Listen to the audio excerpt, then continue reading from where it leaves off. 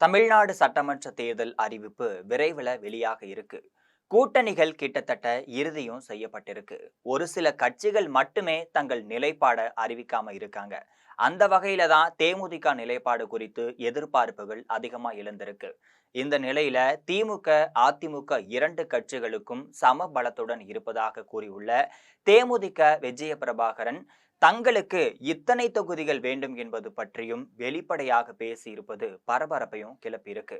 அது என்ன என்பதை பற்றி ஜெம் தொலைக்காட்சி வழங்கும் சிறப்பு செய்தியில பார்க்கலாம்.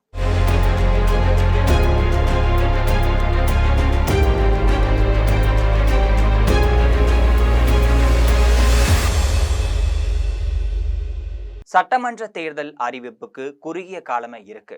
ஆட்சியை தக்க வைப்பதற்கு திமுக கூட்டணியும், ஆட்சியை பிடிப்பதற்கு அதிமுக, பாஜக கூட்டணியும் தீவிரமா செயல்பட்டு இருக்காங்க.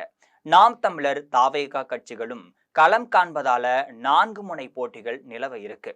வழக்கம் போல நாம் தமிழர் கட்சி தனித்து போட்டியிடுன்னு அறிவிச்சிருக்கு. தேமுதிக கூட்டணி, திமுக கூட்டணியில காங்கிரஸ், மதிமுக, விசிக, சிபிஎம், சிபிஐ, மநீம உள்ளிட்ட பல்வேறு கட்சிகள் இருக்கு. அதிமுக கூட்டணியில பாஜக, அன்புமணி பாமக, அமமுக, தமாக, புதிய நீதி கட்சி உள்ளிட்ட பல்வேறு கட்சிகள் இருக்காங்க. தாவேகா விஜய் கூட்டணி என்று அறிவித்தாலும் கூட அவர்களுடன் எந்த கட்சியும் கூட்டணி சேரவில்லைன்னு சொல்லப்படுது. தேமுதிக, ராமதாஸ் பாமக, முன்னாள் முதலமைச்சர் ஓ பன்னீர்செல்வம், புதிய தமிழக கட்சி தங்களின் நிலைப்பாட்டை அறிவிக்கல. தேமுதிக கட்சியின் மாநாடு கடந்த ஜனவரி 9ஆம் தேதி நடைபெற்று முடிஞ்சிருந்துச்சு. அதுல அந்த கட்சி கூட்டணி பற்றி அறிவிப்பார்கள்னு எதிர்பார்க்கப்பட்டிருந்துச்சு. ஆனா எந்த ஒரு அறிவிப்பும் வெளியாகவே இருக்கு. திமுகவை வீழ்த்த அதிமுக, பாஜக கூட்டணியில் பல்வேறு வியூகங்கள் அமைக்கப்பட்டு இருக்கு. பாஜக மூத்த தலைவரும் மத்திய அமைச்சருமான அமித்ஷா தமிழ்நாடு அரசியல நேரடியாக கண்காணிச்சுட்டா இருக்காரு. மத்திய அமைச்சரும் பாஜக தமிழ்நாடு பொறுப்பாளருமான பியூஷ் கோயல் பாஜக மதுராந்தகத்துல கடந்த வாரம் தேசிய ஜனநாயக கூட்டணியின் மாநாடு நடைபெற்று முடிஞ்சிருக்கு. இதுல அந்த கூட்டணியில் இடம்பெற்றுள்ள அனைத்து கட்சி தலைவர்களும் கலந்து கொண்டிருந்தாங்க. தேமுதிகவும் அதிமுக, பாஜக தேசிய ஜனநாயக கூட்டணியில இணைய இருக்காங்க. மதுராந்தகம் கூட்டத்துல கலந்து கொள்வார்கள் என்று எதிர்பார்க்கப்பட்டுச்சு. பிரேமலதாவிடம் பியூஷ் கோயல் தொலைபேசியில பேசியதாகவும் கூறப்பட்டிருக்கு. ஆனா பிரேமலதா அந்த தகவலையும் மறுத்திருக்காரு. மினிமம் 20 தொகுதிகள் தேசிய ஜனநாயக கூட்டணியில இருந்து தங்களை யாரும் அணுகவில்லை என்று அவர் கூறியிருக்காரு.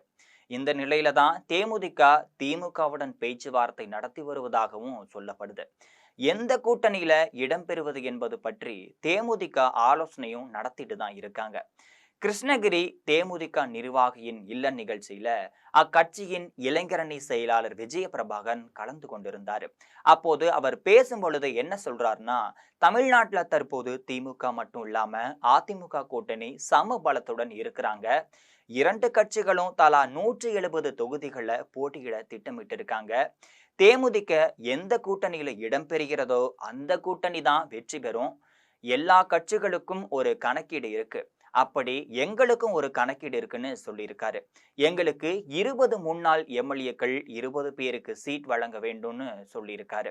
முன்னாள் எம்எல்ஏக்களுடன் புது முகங்கள் மற்றும் சீனியர் நிர்வாகிகள் என மொத்தம் 25ல இருந்து 30 சீட்டு கேட்டு தேமுதிக திட்டமிட்டுள்ளதாகவும் தெரிய வந்திருக்கு. இது போன்று அரசியல் நிகழ்வுகளை அன்றாடம் தெரிந்து கொள்ள ஜிம் தொலைக்காட்சியுடன் எப்பொழுதும் இணைப்பில் இருங்கள்.